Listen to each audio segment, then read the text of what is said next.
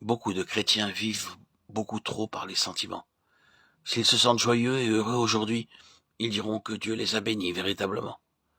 Cependant, s'ils se sentent froids et dégonflés, ils seront prêts à déclarer: comment puis-je savoir où est Dieu? Ainsi, de nombreux chrétiens dépendent de leurs sentiments, et dès que ceux-ci leur font défaut, ils vacillent. C'est la preuve qu'ils ne connaissent pas vraiment le Seigneur. Les enfants de Dieu ont besoin d'être introduits par le Seigneur dans une position telle que le fait de se sentir froid ou brûlant, dégonflé ou remonté ne présentera aucun problème, parce qu'ils connaîtront désormais Dieu de manière plus profonde qu'aucun autre sentiment. En dépit des fluctuations sensibles extérieures, qu'il s'agisse de la joie ou de la peine, intérieurement, ils connaissent. C'est uniquement ce genre de personnes qui tiennent bon lorsque tout est ébranlé.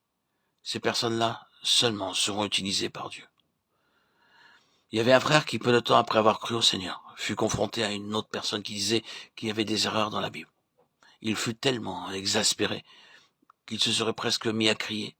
C'était quelqu'un qui croyait que la Bible était la vérité. Comment pouvait-il y avoir en elle des erreurs? Cependant, cet autre homme, en citant plusieurs passages de la Bible, insinuait qu'ils étaient erronés. Il s'ensuivit que ce frère fut vraiment effaré et ébranlé. Comme il l'était, il pensa: que puis-je faire si ce sont véritablement des erreurs? Aussitôt, il exposa cette affaire à une sœur d'un certain âge, car sachant que cette sœur aimait le Seigneur et aimait tellement la Bible, elle serait agitée en redisant qu'il y avait de telles erreurs dans la Bible.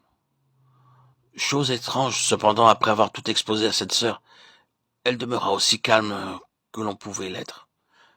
Sa réponse à tout cela fut: il n'y a pas de problème. Le frère alors murmura intérieurement: même si cela ne lui pose aucun problème à elle, assurément cela en pose un bien grand pour moi. C'est pourquoi il demanda à la sœur de lui expliquer ces passages de la Bible, sujet de polémique.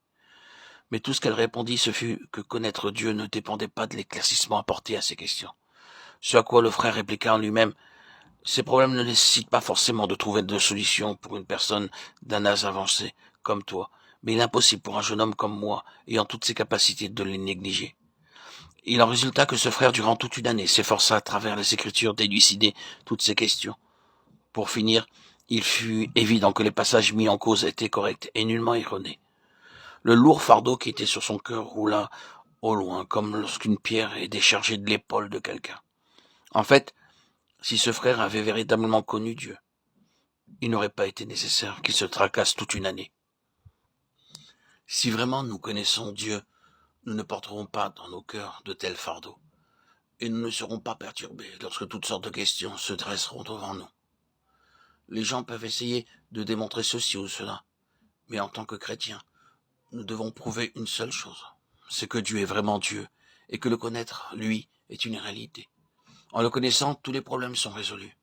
Cette connaissance ne dépend pas de la logique, des raisonnements ou de la clarté des doctrines. Elle dépend uniquement de la révélation. Une telle révélation est absolument nécessaire.